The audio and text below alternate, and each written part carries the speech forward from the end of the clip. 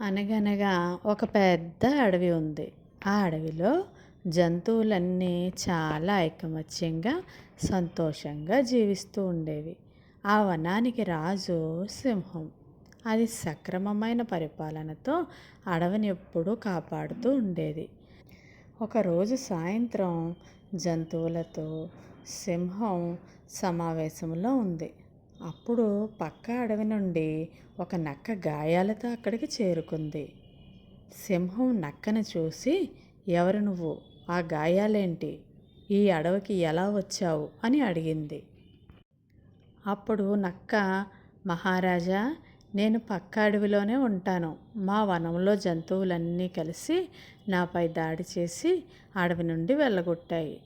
తమరు దయగల మహాప్రభువులు అని తెలిసి మీ దగ్గర ఆశ్రయం ఇస్తారని గట్టి నమ్మకంతో ఇలా వచ్చాను అని చెప్పింది. ఆ మాటలు విన్న సింహం, సరే, నువ్వు కూడా మాతో పాటు ఈ అడవిలో సంతోషంగా ఉండొచ్చు అని హామీ ఇచ్చింది సింహం. కానీ ఇదంతా చూస్తున్న పులికి నక్క మాటల మీద అనుమానం కలిగింది. వెంటనే, మృగరాజా, ఈ నక్క మాటల్లో ఎంతవరకు సత్యం ఉందో గ్రహించకుండా హామీ ఇవ్వడం మంచిది కాదనిపిస్తుంది. అసలు అక్కడ జంతువులు ఈ నక్కని ఎందుకు వెళ్ళగొట్టాయో తెలుసుకోవాలి కదా అంటూ తన అభిప్రాయాన్ని చెప్పింది. ఈ నక్కను చూస్తే చాలా అమాయకంగా కనిపిస్తుంది. ఇది ఏ తప్పులు చేయకపోయినా అక్కడ జంతువులు దీన్ని తరిమి కొట్టి ఉంటాయి. కాబట్టి ఇంకెవ్వరూ ఏమీ మాట్లాడకండి అని సింహం హెచ్చరించింది. ఆ మాటలకు మిగతా జంతువులు ఏమీ మాట్లాడకుండా తమ తమ నివాసాలకు వెళ్ళిపోయాయి. పులికి మాత్రం మృగరాజు చేసిన పని నచ్చలేదు. అక్కడి నుంచి కాస్త బాధతో పులి వెనుదిరిగింది. నక్క మరుసటి రోజు నుంచి మృగరాజు మెప్పు కోసం ఉన్నవి లేనివి చెప్పడం మొదలుపెట్టింది. ఎప్పుడూ మృగరాజుతో నమ్మిన బంటులా సహవాసం చేసేది. సింహం నక్కను పూర్తిగా నమ్మి మిగిలిన జంతువుల మాటలు వినడం మానేసింది.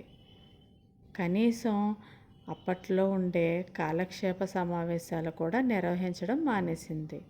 మెల్లమెల్లగా ఆ అడవిలో సంతోషం దూరమయ్యింది. జంతువుల్లో కూడా ఐకమత్యం సన్నగిల్లింది. అయినా మృగరాజు ఏమీ పట్టించుకునేవాడు కాదు. పులి ఇదంతా సహించలేక ఒకరోజు సింహం దగ్గరికి వెళ్ళి, ఈ నక్క మన అడవికి సంతోషాన్ని దూరం చేయడానికే వచ్చింది. ఈ వనంలో ఈ నక్క ప్రవర్తన సరిగా లేకపోవడం వల్లే పక్క అడవి వాళ్ళు తరిమి కొట్టినట్లు ఉన్నారు. దయచేసి ఈ నక్క మాయమాటలకు మోసపోవద్దు అని ఎంత చెప్పినా మృగరాజు వినిపించుకోలేదు. చివరికి చేసేది లేక పులి వెనుదిరిగిపోయింది. మన మహారాజు ఆ నక్క మాయలో పూర్తిగా పడిపోయారు.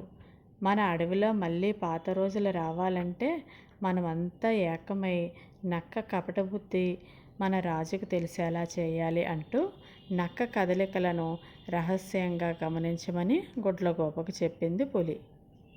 జంతువులు కూడా పులి మాటకు కట్టుబడి మన అడవిని, మన రాజుని మనమే కాపాడుకుందాం అని వెళ్ళిపోయాయి. మరునాడు నక్క సింహంతో, రాజా, మీకు మంచి ఆహారం ఇక్కడ కొంత దూరంలోనే ఉంది. ఒక గుడ్డి అడవి దున్న అటుగా వెళ్ళడం చూశాను. మీరు దానిపై దాడి చేసి తినొచ్చు అని చెప్పింది. సింహం నక్క మాటలు నమ్మి తనతో వెళ్ళింది. నక్క కదలికలు గమనిస్తున్న గుడ్లగూబ వాటిని అనుసరిస్తూ శబ్దం చేయకుండా నెమ్మదిగా వెళ్ళింది. నక్క సింహాన్ని అడవి చివరి వరకు తీసుకువెళ్ళింది. కాసేపటికి పక్క అడవిలో సింహం అకస్మాత్తుగా మృగరాజు మీద దాడి చేసింది. పరిస్థితి అర్థం కాక, పైగా చాలా దూరం నడవడం వల్ల బెత్తరపోయింది మృగరాజు. నక్క మోసాన్ని ముందుగా తెలుసుకోలేకపోయినందుకు సింహం చాలా బాధపడింది. పక్క అడవి సింహం దెబ్బలకు మృగరాజు తట్టుకోలేకపోయాడు. ఇంతలోనే పులి, ఇతర జంతువులు వచ్చి పక్క అడవి సింహం మీద దాడి చేసి మృగరాజును కాపాడుకున్నాయి.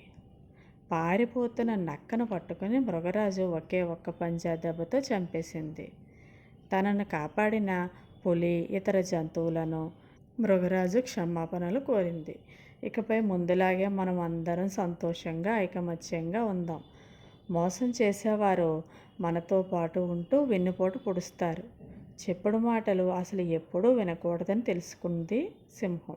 అంతేకాకుండా ఐకమత్యంగా ఉన్నంతకాలం మనకి ఎటువంటి ప్రమాదము రాదు అని గ్రహించింది. ఈరోజు మీరంతా అండగా ఉండడం వల్లే నేను బ్రతికాను అంటూ అడవిలో ఉన్న మిగతా జీవులన్నిటికీ కృతజ్ఞతలు చెప్పింది సింహం.